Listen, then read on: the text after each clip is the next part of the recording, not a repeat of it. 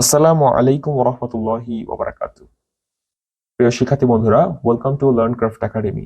তো learn craft একাডেমির আজকের এই পর্বে আমরা আমাদের এসএসসি জেনারেল ম্যাথ গণিতের 16তম অধ্যায় পরিমিতি, এই পরিমিতি 16তম অধ্যায়ে 16.3-এর 1 থেকে 4 দাগ আমরা সূত্র সহ এই অঙ্কগুলোকে আমরা করার চেষ্টা করবো ইনশাআল্লাহ। এবং এর পরবর্তী পর্বে আমরা 5 থেকে 10 দাগ শেষ করার চেষ্টা করবো ইনশাআল্লাহ। মূলত টাইপ ভিত্তিকে আছি আমি, টাইপ ওয়াইজ আমরা একটু করার চেষ্টা করব। তো বেশি কথা বলবো না, চলো আমরা আমাদের পর্বটা শুরু করি। এবং যারা আমার চ্যানেল নতুন, অবশ্যই চ্যানেলটিকে সাবস্ক্রাইব করে ফেলো এবং লাইক দিয়ে পাশে থাকো। তো বেশি কথা বলবো না আমি। তো 16.3 এটা অনুশীলনী করার উদ্দেশ্য হচ্ছে, অনুশীলনী যদি আমরা সলভ করতে পারি সেক্ষেত্রে আমাদের জন্য কিন্তু অনেক বেশি ইজি হয়ে যাবে সিকিউ বা এমসিকিউ এর সমাধান করা। তো চলো শুরু করা যাক। তো আমাদের যে অনুশীলনী শুরু করার পূর্বে আমাদের যে কথাটা সেটা হচ্ছে, আমরা ফার্স্টে যেটা শিখবো সেটা হচ্ছে সূত্রসমূহ। দেখো, তোমাকে অঙ্ক করার জন্য কিন্তু অবশ্যই সূত্রগুলো জানতে হবে। তো এখানে এখানে তুমি দেখতে পাচ্ছ যে এখানে সূত্রগুলো লেখা হয়েছে। এখানে কিছু সূত্র রয়েছে যেগুলো মূলত আমাদের 16.3 বা 16.4-এ অ্যাপ্লাইড হয় নাই, বাট এগুলো তোমরা পাবা তোমাদের হায়ার ম্যাথের, যারা সায়েন্সের ডিপার্টমেন্টে, সায়েন্সের বিভাগে আছো, হায়ার ম্যাথের 13 অধ্যায়ের ঘন জ্যামিতিতে আবার। তো যাই হোক, দুই দিক থেকে কিন্তু তোমাদের আর এফোর্ট দেওয়া লাগবে না, একবারে মুখস্থ করে ফেলবো ইনশাআল্লাহ। তো চলো শুরু করা যাক। প্রথমে আসো, সেটা হচ্ছে ধরি আমরা কোনো বৃত্তের ব্যাসার্ধ আর। যদি কোনো বৃত্তের ব্যাসার্ধ আর হয় তাহলে বৃত্তের পরিধির সূত্র হচ্ছে 2 পাই আর। এই সূত্রটা আমরা জানি সকলে, কমন দুইটা সূত্র। এবং বৃত্তের ক্ষেত্রফল হচ্ছে পাই আর স্কোয়ার। এই সূত্রগুলো কিন্তু মুখস্থ করা ছাড়া ওয়ে নাই, you have to summarise, memorise this. So then হচ্ছে বৃত্তচাপ বা বৃত্তকলা বা বৃত্তাংশ, অর্থাৎ বৃত্তচাপ এতদিন আমরা জানতাম যে এটা হচ্ছে বৃত্তচাপ, বৃত্তের ওখানে আঁকতে হবে। বাট এর যে আরো নাম আছে, যেমন বৃত্তকলা, বৃত্তাংশ, এগুলো জেনে নাও। এই নামগুলোতেও কিন্তু আসে আমাদের, ঠিক আছে? সূত্র কি? θ/360 ইন্টু 2 পাই আর। তুমি কিন্তু সূত্র যখন মুখস্থ করবা দেখবা তুমি অনেক ক্ষেত্রে ভুলে যাচ্ছ। সো বাট তুমি যখন ম্যাথে প্র্যাকটিস করবে না ভাইয়া, তখন কিন্তু তোমার জন্য সূত্রগুলো ইজি হয়ে যাবে। তোমার হচ্ছে আর মানে ভুলার যে চান্সটা, সেই চান্সটা থাকবে না, ঠিক আছে? এরপরে আসো, সেটা হচ্ছে বৃত্তচাপ বা বৃত্তকলা বা বৃত্তাংশের ক্ষেত্রফল। এখানে শিখলাম আমরা দৈর্ঘ্য। এটা মনে রাখা খুব সহজ সূত্র হচ্ছে, আমরা জানি ভাই যে বৃত্তের ক্ষেত্রফল নির্ণয় সূত্র পাই আর স্কয়ার। এই জন্য বৃত্তাংশের ক্ষেত্রফল নির্ণয় সূত্র পাই আর স্কয়ার আসবে। জাস্ট কমন জিনিসটা সেটা হচ্ছে θ/360। এখন তোমরা কোন নিয়মে মুখস্থ করবে এটা তোমাদের ব্যাপার। এবার সিলিন্ডার বা পাইপ, সিলিন্ডার বা পাইপের যে সব বক্রতলের ক্ষেত্রফল সেটা হচ্ছে 2 পাই আর এইচ। সিলিন্ডার বা পাইপের বক্রতলের ক্ষেত্রফল কি? 2 পাই আর এইচ। আবার সিলিন্ডার বা পাইপের যদি সমগ্রতল চিন্তা করো তাহলে 2 পাই আর এইচ প্লাস 2 পাই আর স্কয়ার। এখানে জাস্ট 2 পাই আর কমন নিয়েছি, তাহলে কি থাকলো? এইচ প্লাস আর আসলো। তো এই সূত্রগুলো একটু কষ্ট করে মুখস্থ করে ফেলতে হবে, তাছাড়া কোনো ওয়ে নাই। এরপরে আসো সিলিন্ডারের আয়তন, পাই আর স্কয়ার এইচ। এরপরে হচ্ছে কোণকের বক্রতলের ক্ষেত্রফল, পাই আর এল, যেখানে এল হচ্ছে আমাদের হেলানো উচ্চতা। এল সমান হচ্ছে √এইচ² প্লাস আর²। সূত্রগুলো কিন্তু অবশ্যই তোমরা খাতায় নোট ডাউন করে ফেলবে। কোণকের সমগ্রতলের ক্ষেত্রফল নির্ণয় সূত্র হচ্ছে পাই আর এল প্লাস পাই আর স্কয়ার, যেখান থেকে পাই আর কমন নিলে এল প্লাস আর থাকে। কোণকের আয়তন কি? 1/3 পাই আর স্কয়ার এইচ। গোলকের সমগ্রতলের ক্ষেত্রফল 4 পাই আর স্কয়ার এইচ। গোলকের আয়তন হচ্ছে 4/3 পাই আর কিউব। তো দেখতে পাচ্ছ এই পাশেও কিছু সূত্র রয়েছে। তো এই সূত্রগুলো আমি প্রতিটা চেষ্টা করবো প্রত্যেকটা পর্ব 16.3 এবং 16.4-এর প্রত্যেকটা পর্বের শুরুতে দেওয়ার জন্য, কারণ আমাদের এই যে সব সূত্র যে শিখালাম, তোমার আজকে যে ক্লাসটা নিব সেখানে বেশি সূত্র লাগবে না, সম্ভবত এই 4টা সূত্র হলেই হয়ে যাবে। তো চলো এখন আমরা মূলত আমাদের ক্লাসে ফিরে যাই। তো আমরা আমাদের প্রথম যে অঙ্কটা ভালো করে লক্ষ্য করো। তো অঙ্কটা আমরা একটু পড়ার চেষ্টা করি, ঠিক আছে? 16.3 অনুশীলনী। একটি বৃত্তচাপ কেন্দ্রে 30 ডিগ্রি কোণ উৎপন্ন করে। আচ্ছা ভালো করে বুঝো ভাইয়া, 30 ডিগ্রি কোণ উৎপন্ন করে মানে কি বলতো? মানে হচ্ছে এখানে যে থিটার মান সেটা কত? থিটার মান হচ্ছে আমাদের এই 30 ডিগ্রি। 30 ডিগ্রি কোণ উৎপন্ন করে মানে থিটার মান হচ্ছে 30 ডিগ্রি। খুব ভালো কথা, 30 ডিগ্রি কোণ উৎপন্ন করলো। বৃত্তের ব্যাস 126 সেন্টিমিটার। তাহলে বৃত্তের ব্যাস যদি হয় 126 সেন্টিমিটার, ব্যাসকে আমরা কি দিয়ে প্রকাশ করি বলতো? ব্যাসকে সাধারণত আমরা বলি 2r। এখানে আর হচ্ছে কি? আর হচ্ছে ব্যাসার্ধ। তো কম্পিউটারে আসলে ওইভাবে ভালো করে লেখা যায় না, সো লেখাটা স্পষ্ট হয়ে যায়, অস্পষ্ট হয়ে যেতে পারে। তো অথবা ব্যাসার্ধ যদি ব্যাস যদি হয় 126 সেন্টিমিটার, তাহলে ব্যাসার্ধ কত হবে? 126-এর অর্ধেক অর্থাৎ 63 হলে চাপের দৈর্ঘ্য নির্ণয় করো। খুব ভালো করে বুঝো ভাই, চাপের দৈর্ঘ্য চাইছে। তো চাপের দৈর্ঘ্য কি? চাপের দৈর্ঘ্যের যে সূত্রটা, সেই সূত্র থেকে সরাসরি আমাদের উত্তর। তো কিভাবে কি করব চলো আমরা একবারে দেখে নিই। তো সূত্রটা অবশ্যই মুখস্থ রাখা উচিত তোমাদের। সূত্রগুলো জানা আমাদের খুবই খুবই গুরুত্বপূর্ণ। তো চলো শুরু করো, আমরা চলে যাই আমাদের 1 নম্বর ধাপে। আচ্ছা, তো দেখো এখানে আমাদের কি দেওয়া ছিল বলতো, তোমাদের সামনে অবশ্যই কিন্তু তোমাদের ম্যাথ বইটা নিয়ে বসবো, কারণ আমি এখানে বারবার স্ক্রিনে দেখাতে পারবো না। তো এখানে বলেছে বৃত্তের ব্যাস হচ্ছে 2r, আমরা লিখে নিয়েছি, এখানে দেওয়া আছে বৃত্তের ব্যাস 2r সমান 126 সেন্টিমিটার। তাহলে ব্যাসার্ধ কত হবে? আর সমান 126 ডিভাইডেড বাই 2, অর্থাৎ 63 সেন্টিমিটার। এখন কেন্দ্রে উৎপন্ন কোণ কত বলেছিল বলো তো ভাইয়া? আমরা এক্ষুনি পড়লাম কেন্দ্রে উৎপন্ন কোণ হচ্ছে 30 ডিগ্রি। তাহলে এখানে কেন্দ্রে উৎপন্ন কোণকে আমরা কি দিয়ে প্রকাশ করব? থিটা দিয়ে প্রকাশ করব। Theta is equals two 30 degree. তাহলে আমরা জানি বৃত্তচাপের যে দৈর্ঘ্য, বৃত্তচাপের দৈর্ঘ্য নির্ণয় সূত্র কি? Theta by 360 degree into 2 pi আর। অর্থাৎ আমরা এখানে বললাম কিভাবে মনে রাখবা, তুমি জাস্ট পরিধির কথাটা মনে রাখবা এবং ক্ষেত্রফল, এই দুইটা বিষয় আলাদা রাখলেই তোমাদের মনে থাকবে ইনশাআল্লাহ। বৃত্তচাপের দৈর্ঘ্য নির্ণয় সূত্র থিটা বাই 360 ইন্টু 2 পাই আর। মানগুলো ডাইরেক্ট বসায় দিবা। থিটার হচ্ছে 30, 360 2 ইন্টু 3.1416, যেটা পায়ের ডিফল্ট মান আমরা ইউজ করি। আর এর মান হচ্ছে 63। আর কি? আর হচ্ছে ব্যাসার্ধ। তো যদি বেশি ফাস্ট ফরিয়ে ফেলি তাহলে অবশ্যই বলবা যে একটু স্লো পড়ানোর জন্য। তো এখানে আমাদের 30/360 ডিগ্রি, এটার ভ্যালু হচ্ছে 0.0833 ইন্টু এইটার যে ক্যালকুলেশন, এটা ক্যালকুলেশন করলে আসে 395.841 অলমোস্ট। অ্যান্ড এখানে আমাদের যে ফাইনালি যে আনসারটা আসে সেটা হচ্ছে 32.987 সেন্টিমিটার পাই। আচ্ছা, তোমাদের ক্যালকুলেটরে কিন্তু অনেক সময় বড় মান চলে আসে, তো চেষ্টা করবো দশমিকের পরে কমপক্ষে 3টা ডিজিট নেওয়ার জন্য। 3টা ডিজিট নিয়ে তুমি লিখবে সেন্টিমিটার বা মিটার, তোমার যেটা একক। দেন হচ্ছে প্রায়। কেন প্রায় ইউজ করবো ভাইয়া? কারণ কি জানো? কারণ হচ্ছে আমরা এই যে পায়ের মানটা ইউজ করেছি না, পায়ের কিন্তু আমরা অরিজিনাল মানটা কি 3.14159 সামথিং সামথিং, বাট আমরা 3.1416 ইউজ করেছি, অর্থাৎ আমরা কমপ্লিট মানটা ইউজ করি নাই। সো এটা হচ্ছে প্রায়। প্রায় অর্থ তোমরা তো বুঝো, তোমরা ম্যাথ করেছো এর আগে, তো তোমরা এই সম্পর্কে তোমাদের আইডিয়া আছে বলে আমি বিলিভ করি। তো এক দাগ কিন্তু আমাদের শেষ। এক দাগটা খুবই সহজ ছিল। কি হইলো? কোথা থেকে? আমাদের থিটার মান দেওয়া আছে, আর এর মান আমরা পেয়ে গেলাম। তাহলে চাপের দৈর্ঘ্য সূত্র স্যার আমরা জানি ভাই, আমরা জানি, খুবই সহজ অঙ্ক। আচ্ছা, তো আশা করি এক দাগটা আমরা বুঝতে পেরেছি। তো চলো 2 দাগে চলে যাই এবার। তো 2 দাগে কি বলেছে? 2 দাগে আমরা একটু অন্য কালার দিয়ে করে দেখি। আচ্ছা, 2 দাগে আমাদেরকে বলেছে প্রতি মিনিটে 66 মিটার বেগে। আচ্ছা, আমরা যারা ফিজিক্সের স্টুডেন্ট আছি বা সায়েন্সের স্টুডেন্ট আছি, প্রতি মিনিটে 66 মিটার বেগ মানে কি বলতো?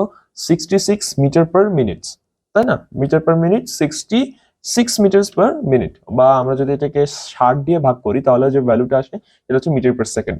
যাই হোক, প্রতি মিনিটে 66 মিটার বেগে 1/2 মিনিটে একটি ঘোড়া সম্পূর্ণ একটি মাঠ ঘুরে ঘুরে আসলো।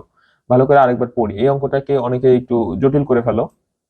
দেখো, প্রতি মিনিটে কত মিটার বেগে দৌড়াইছে, মানে প্রতি মিনিটে 66 মিটার করে যাচ্ছে। এখনো 1/2 অর্থাৎ 3/2 মিনিটে, অর্থাৎ 3/2 মিনিটে ও হচ্ছে 3/2 মিনিটে ও মিনিটে কি করলো? একটি ঘোড়া একটি মাঠ ঘুরে আসলো। একটা ঘোড়া একটা মাঠ ঘুরে এসেছে। ওই মাঠের ব্যাস নির্ণয় করো। এখন ব্যাস মানে কি ভাইয়া? ব্যাস মানে নির্ণয় করতে গেলে আমাদের আগে আসবে ব্যাসার্ধের মান। তো ব্যাস মূলত হচ্ছে আমাদের 2r, তাই না? একটু নিয়ে আমরা লিখলাম। তো ব্যাস 2r মান নির্ণয় করতে গেলে আমাদের আর কি কিসের মান লাগবে? আমাদের অবশ্যই আগে আর এর মান লাগবে। তো চলো এখন আমরা এই অঙ্কটা কিভাবে করব সেটা দেখে আসি সারসংক্ষেপে।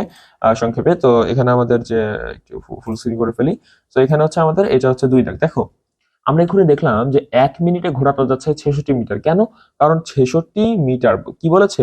প্রতি মিনিটে 66 মিটার। তাহলে 1 মিনিটে যায় 66 মিটার। তাহলে ওই যে বললো যে 1/2 মিনিটে সম্পূর্ণ মাঠ ঘুরে এসেছে, মানে কি 3/2 মিনিটে ও সম্পূর্ণ মাঠটি ঘুরে এসেছে। তাহলে 3/2 মিনিটে ওর যে মোট ঘুরে এসেছে কত? 66 ইন্টু 3/2 মিটার, অর্থাৎ 99 মিটার এসেছে। এখন আমরা যেটা ধরবো সেটা হচ্ছে আমাদের বৃত্তাকার মাঠ, এই বৃত্তাকার যে মাঠটা এর ব্যাসার্ধ কত ধরবো? আর মিটার। ঠিক আছে, এটা ধরে নেওয়া ভ্যালু। এখন বৃত্তাকার মাঠের পরিধির সূত্র আমরা একটু আগে জেনেছি, 2 পাই আর মিটার।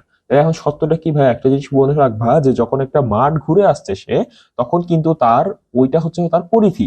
একটা মাঠ ঘুরছে অর্থাৎ কি এখান থেকে ওই পাশ পর্যন্ত তার একটা হচ্ছে ব্যাস, আর এটা হচ্ছে পরিধি যখন একটা মাঠ সে সম্পূর্ণ ঘুরে আসছে। তাহলে শর্ত মতে এই যে 2 পাই আরটা এটাই হচ্ছে is equals to 99। So 2 pi r is equals to যদি 99 হয় তাহলে আর এর ভ্যালু কত? আর এর ভ্যালু হচ্ছে এটা হচ্ছে আমাদের যে পায়ের মানটা নিচে 2 নিচে, তাহলে আসা হচ্ছে 15.756 মিটার প্রায়। অবশ্যই তোমাদেরকে আমি আগেই বলেছি প্রায়টা ইউজ করতে। এরপরে যেটার মানটা সেটা হচ্ছে ব্যাস। আমরা এতক্ষণ আমরা এটা কি পেলাম? এটা পেলাম হচ্ছে ব্যাসার্ধ আর। এখানে যদি তুমি অ্যান্সার লিখে দাও তাহলে কিন্তু তোমার অঙ্ক হবে না। অর্থাৎ ব্যাস সমান 2r। 2r মানে কি? 2 into 15.756 metre, that's mean 31.51 metre 512 metre almost. এটা কিন্তু একটা প্রায় ভ্যালু, অর্থাৎ সঠিক না, মানে সঠিক বলতে কি এটা প্রায় হিসেবে আমরা ইউজ করব।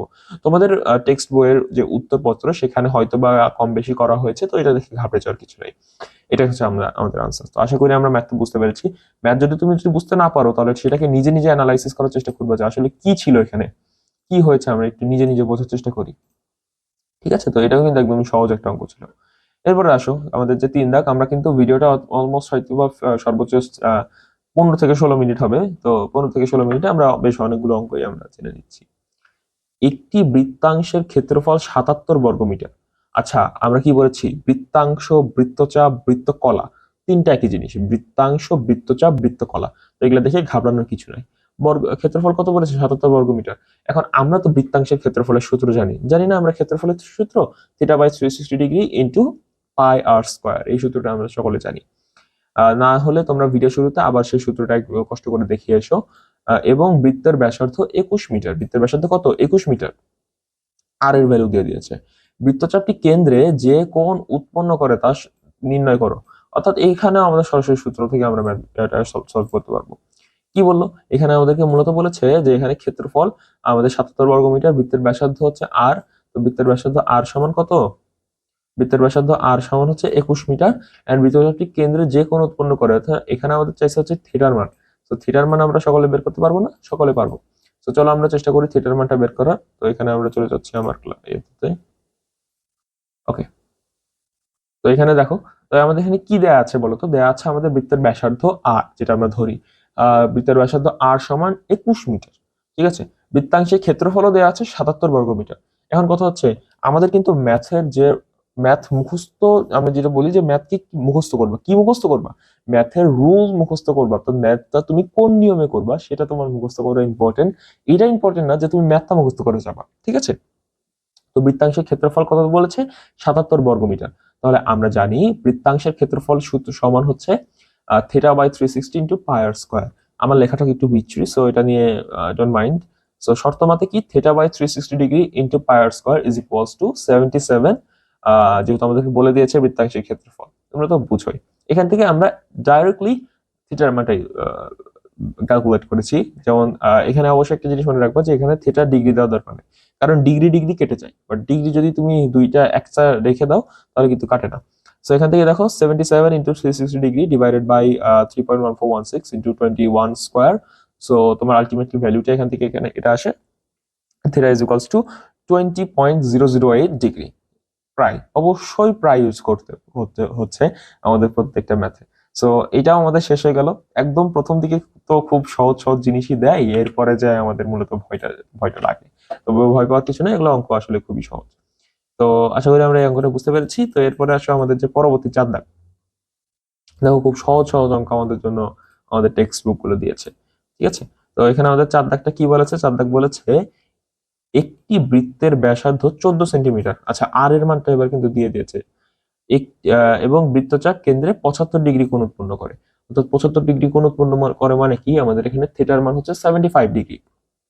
বৃত্তাংশের ক্ষেত্রফল নির্ণয় করো। তো বৃত্তাংশের ক্ষেত্রফল, এটা হচ্ছে আমাদের সরাসরি সূত্র। এটা কি তোমরা বাছাই করতে পারবে না? অবশ্যই। প্রত্যেকটি অঙ্ক আমি যখন তোমাকে দেখাচ্ছি আমার ইয়েতে পিসিতে, তো তুমি যেটা করবা সেটা হচ্ছে বোঝার পরে, অবশ্যই বোঝার পরে সেগুলো বাসায় প্র্যাকটিস করবা। এখন তুমি যদি বুঝতে না পারো কোনো জায়গায় যে এখানে তোমার প্রবলেম হচ্ছে, তো তুমি নিজে নিজে সলভ করার চেষ্টা করো যে আচ্ছা কোথায় আমার প্রবলেমটা হচ্ছে। যদি তাও বুঝতে না পারো, দেন আমি তো আছি, আমার ভিডিও তো আছে, তো সেখানে বুঝে নিবা। কি বললো? আমাদের বৃত্তচাপের ব্যাসার্ধ আর এর মান দিছে, থিটার মান দিছে। তো এটা এখন আশা করি সবাই বুঝতে পেরেছো যে আসলে কি করা লাগবে। আমার আর বলার মানে হয় না। এই যে দেখো, বৃত্তের ব্যাসার্ধ আর সমান 14 সেন্টিমিটার দিয়ে দিয়েছে। কেন্দ্রে উৎপন্ন কোণ কত বলেছে? থিটা সমান 75 ডিগ্রি। তো আমরা জানি বৃত্তাংশের ক্ষেত্রফল নির্ণয় সূত্র কি? θ/360 ডিগ্রি ইন্টু পাই আর স্কয়ার। সো থিটার মান আমরা জানি 75 ডিগ্রি ডিভাইডেড বাই 360 ডিগ্রি, তাই তো, ইন্টু 3.1416 ইন্টু 14 স্কয়ার। তো ক্যালকুলেট করলে আলটিমেটলি আমাদের মান আসে 128.282 বর্গ সেন্টিমিটার। এই যে তোমার টপিক গুলো আছে, বর্গ সেন্টিমিটার কোনটা, ঘন সেন্টিমিটার কোনটা? ঘন সেন্টিমিটার কখন হয়? যখন এটা বলে আয়তন, অর্থাৎ দৈর্ঘ্য, প্রস্থ, উচ্চতা, তিনটা এককেরই গুণফল। বাট বর্গ সেন্টিমিটার কখন? যখন সেটা শুধু দৈর্ঘ্য এবং প্রস্থ। সেক্ষেত্রে আমরা কি বলবো? বর্গ সেন্টিমিটার। এন্ড কোনটা সেন্টিমিটার, কোনটা মিটারে আছে, এটাও কিন্তু খুবই ইম্পর্টেন্ট। এইটা যদি তুমি ভুল করো, তোমার অঙ্কই ভুল হয়ে যাবে। তো 128.282 বর্গ সেন্টিমিটার। তো আজকে আমরা কেন 4 দাগ পর্যন্ত করলাম? আমাদের কিন্তু আলটিমেটলি 4টা দাগ শেষ। বুঝতে পারতেছো? তোমার বইয়ে আছে মোট হচ্ছে মাত্র 10টা দাগ, তার মধ্যে 4টা আমরা শেষ করে ফেলেছি। তো 4 দাগ পর্যন্ত করার কারণ হচ্ছে, আমরা তো যদি একটু লক্ষ্য করি, এখানে দেখো এই যে বৃত্তাকার মাঠকে ঘিরে একটা রাস্তা আছে, এখানে আমাদের বিভিন্ন চিত্রের অঙ্ক চলে আসবে, ঠিক আছে? এই অঙ্কগুলা একটু অন্য টাইপসের। সো টাইপ ভিত্তিক যদি আমি করতে চাই, তাহলে এগুলো হচ্ছে একদমই সহজ।